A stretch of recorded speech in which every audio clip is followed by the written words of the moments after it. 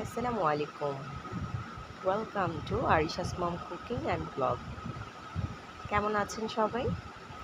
আজকে baby shirt কাটবো, যদিও এখানে শার্ট কলার আছে আর আমি কুচি করে দিব। গরমে বেবিদের জন্য শার্ট কলারটা একটু কষ্টদায়ক।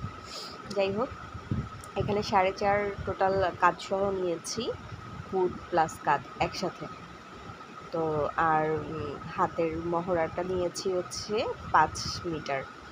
আর এখানে পুট গলাটা 2 নিয়ে পেছন গলা 1.5 আর সামনের গলা 3 ইঞ্চি লং নিয়েছি।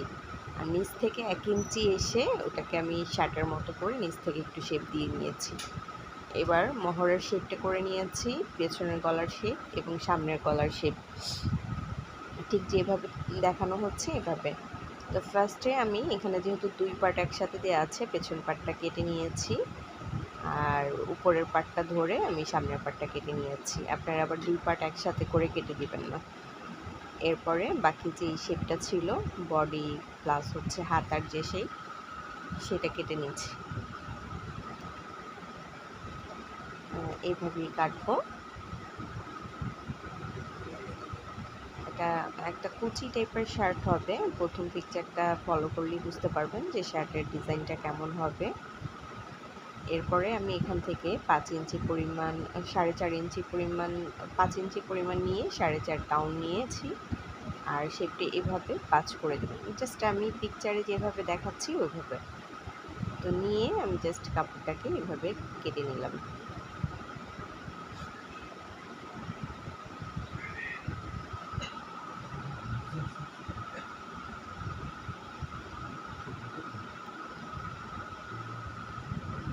এই তো আমার এখানে বডি পার্টটা কাটা হয়ে গেছে। এবারে বাকি যে কাপড়টুকু ছিল ওটা আমি কেটে রেখেছি।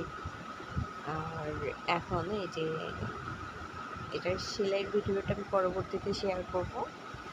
আপাতত করছি না, আপাতত জাস্ট কাটিংটা শেয়ার করেছি। তো ওইটা ছিল।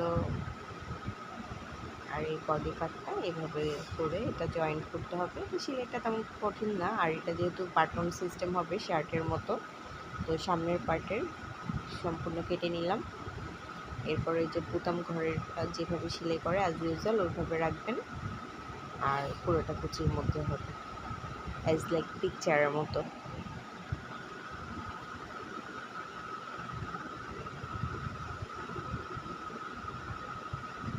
আর এখন আমি যে কুচিটা করব এটাকে আমি 3.5 ইঞ্চি নিয়ে জাস্ট আমি কুচির কাপড়টা নিয়েছি। আর এখানে আমার 2টা পার্টে টোটাল প্রায় 64 ইঞ্চির মতো আছে। আসলে কুচি যত বেশি হবে ততই ভালো।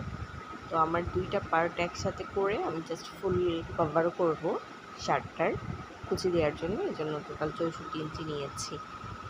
আর নেকটাতে ব্ল্যাক কালার, যেহেতু প্রিন্টটা বোঝা যাচ্ছে না এই জন্য আমি একটা কালেক্টেড পিক আপনাদের সাথে শেয়ার করেছি। ভিডিও ভালো লাগলে লাইক, কমেন্টস এবং শেয়ার করতে